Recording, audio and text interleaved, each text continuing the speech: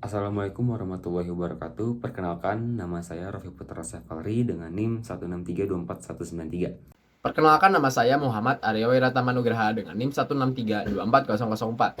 Perkenalkan, nama saya Alif Arianta Pratama dengan NIM 163241167. Perkenalkan, nama aku Hadijah Tisha dengan NIM 163242230.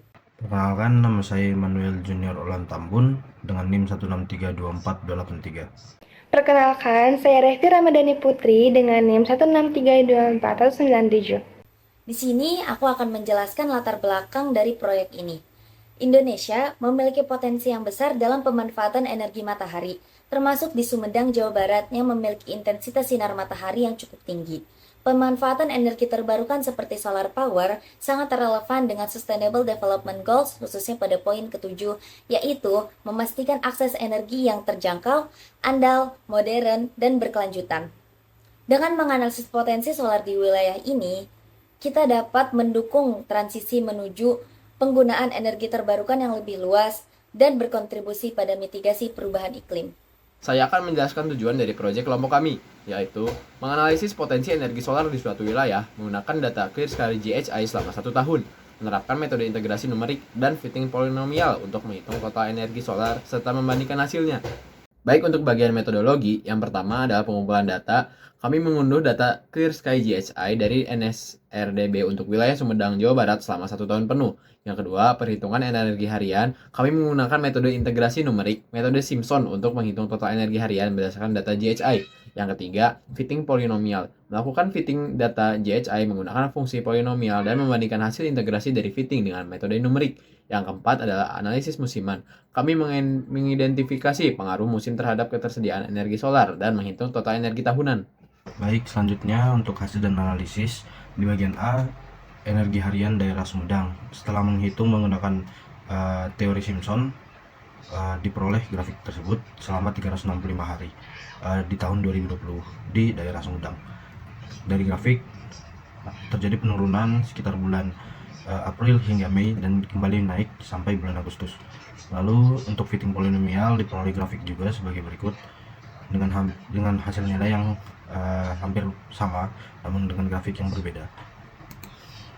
Untuk energi rata-rata bulanan diperoleh grafik tersebut terjadi penurunan mulai dari Maret hingga Juni, namun kembali naik lagi dari Juni hingga September. Untuk energi tahunan itu diperoleh 2,5 kali 10⁻⁶ kW per meter kuadrat. Dapat dilihat di grafik berikut. Lalu untuk hasil analisis bagian D, yaitu grafik perbandingan antara hasil integrasi numerik dan hasil integrasi dari fungsi polinomial sebagai berikut. Nah, dapat dilihat kalau garis yang berupa polinomial itu lebih stabil dibandingkan grafik yang diperoleh dari integrasi numerik dari metode Simpson. Lalu, hasil dan analisis. Yang pertama, identifikasi musim, di mana musim hujan biasa terjadi pada bulan Oktober hingga Maret dengan intensitas hujan yang tinggi yang dapat mengurangi energi surya. Lalu, pada musim kemarau, terjadi dari bulan April hingga September, di mana langit cenderung lebih cerah dan energi surya itu lebih tinggi. Yang kedua, analisis bulanan. Data energi bulanan sebelumnya menunjukkan fluktuasi yang sesuai dengan pola musim. Energi rata-rata bulanan cenderung lebih rendah pada bulan-bulan musim hujan dibandingkan musim kemarau. Yang ketiga, pengaruh pada energi surya. Musim hujan. Musim hujan mempengaruhi energi karena radiasi surya terhalang oleh awan. Diperlukan solusi penyimpanan energi atau baterai untuk mempertahankan ketersediaan energi. Yang keempat, pengaruh pada energi surya dari musim kemarau. Produksi energi itu menjadi meningkat, memberikan peluang optimal untuk penyimpanan atau ekspor energi ke jaringan. Berikutnya, hasil dan analisis tentang sustainability penggunaan solar power. Yang pertama, energi surya tahunan.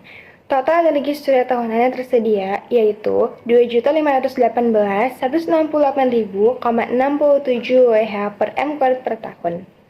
Energi yang dapat dimanfaatkan dengan efisiensi 20% sebesar 503.633,73 Wh per m² per tahun. 2. Kebutuhan rumah tangga. Konsumsi tahunan rata-rata yaitu 10,800 kWh. Diperlukan 14 panel surya dengan 320 watt dan luas 1,6 M² per panel. 3. Baterai penyimpanan. Kapasitas baterai untuk konsumsi harian tanpa sinar matahari yaitu 59,18 kWh. Cukup untuk 2 hari. Pilihan baterai yaitu ada Tesla Powerwall dengan 5 unit, LG Chemresu dengan 4 unit, BYD baterai box modular dengan 6 unit. Yang keempat, efisiensi sistem. Produksi energi optimal di musim kemarau dan kebutuhan energi tetap terpenuhi di musim hujan dengan penyimpanan baterai dan tambahan panel surya. Yang kelima dan terakhir yaitu lokasi ideal. Sistem cocok untuk daerah dengan sinar matahari rata-rata seperti Sumedang. Jadi kesimpulannya itu ialah sistem tenaga surya sangat ideal di Sumedang dan dapat diintegrasikan dengan sumber energi lain untuk memastikan ketersediaan energi sepanjang tahun. Jadi poin yang pertama itu mengenai potensi energi surya, di mana Sumedang memiliki potensi tahunan sekitar 2,518 Wh per meter persegi dengan efisiensi panel surya yaitu 20%, yang menghasilkan 503,633 Wh per meter persegi per tahun. Lalu di poin kedua yaitu mengenai kebutuhan panel surya. Dibutuhkan 14 panel surya atau 320 W untuk mencukupi kebutuhan rumah tangga rata-rata sekitar 10,800 kWh per tahun. Dan di poin yang ketiga atau di poin yang terakhir yaitu mengenai penyimpanan energi, yaitu baterai berkapasitas 59,18 kWh diperlukan untuk cadangan daya 2 hari dengan pilihan seperti